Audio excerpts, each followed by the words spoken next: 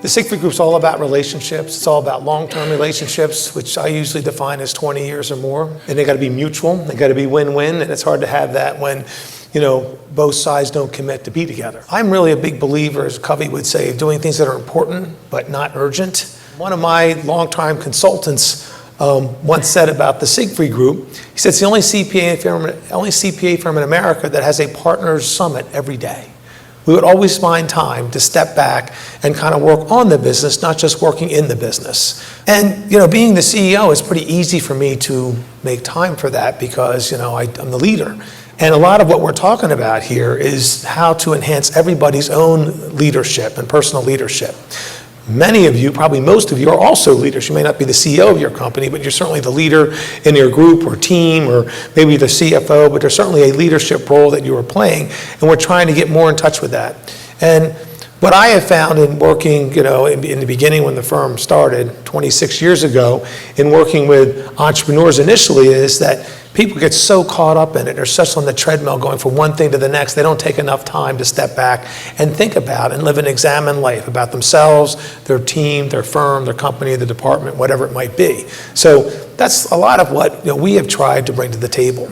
Just to frame what the Siegfried Group does a little bit, okay, is if I had to come up with a phrase for it, it's doing the right things right, okay? Peter Drucker is the guy that said management is doing things right and leadership is doing the right things. So I'm just putting the two of those together, doing the right things right. To break that down a little further is the first part, doing the right things, is effective leadership. And the doing the things right would be successful execution. And so if you put those four letters together, E-L-S-E, you get else. It's an easy way to remember that, okay? Or let's say, do the right things right or else. It's not going to be, the consequences will not be as good. So the way we do that and helping our clients do that, okay, is that we are both leadership advisors and we have this talent delivery service. We've done this leadership advisory service from the beginning just because, working with clients and wanting to make the biggest difference, I think it is the side of doing the right things is more powerful, more leverageable, and where the greatest satisfaction is going to come. And I talked about Covey before. He used an example where somebody's plowing through the jungle, and all this stuff, to manage your way through the jungle, all that goes into that, to put the teams together to go through it. And it's the leader that's on top that yells down, "Wrong jungle." So I think this is something you just keep thinking about as you go forward to try to make sure that's happening. And I see them very challenged today. There's a great deal of complexity. There's a great deal of risk. There's a lot of deadlines. There's also some, in certain areas, uncertain authority. I was just speaking to one of my mentors, who is a very senior guy, and he's on 3 public company boards, and he was challenging what I was saying about the uncertain authority.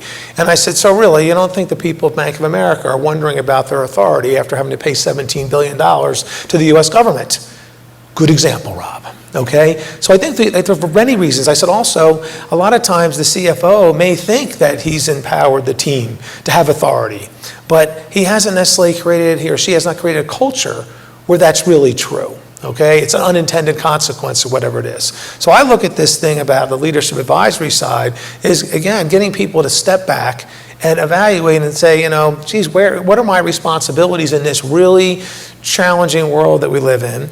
What is the authority that I have? And then the third pier is, do I have enough time, money, human resources to get it done? Try to balance those 3 together and just kind of step back to that basic premise. Leadership is something that has really been something that I have looked at probably since probably before I started working, but certainly since I did start working, and certainly since I started this firm. And so it's something I'm always trying to push out there. And again, it's both personal leadership and the business leadership side that go hand in hand. The slide that I have here is something that we've been doing more formal recently inside the Siegfried Group with all of our employees, all of our professional resources. And as we call it, Mastering Your Journey, or My Journey. And we just pick 7 areas to focus upon, okay? Entrepreneurial leadership, your bigger future, mental agility, connected to the outside world, compelling connections, technical expertise, and confidence. Could have picked others. And the concept is one of mastery. You might look at all of those and kind of have in your mind how good you think you are on a scale of 1 to 10 or whatever. We picked a grading system that works on a scale of 16. I use the skiing example because nobody wants to really say they're more advanced than they are. You're a beginner, you're an intermediate, you're advanced, and then you're an expert.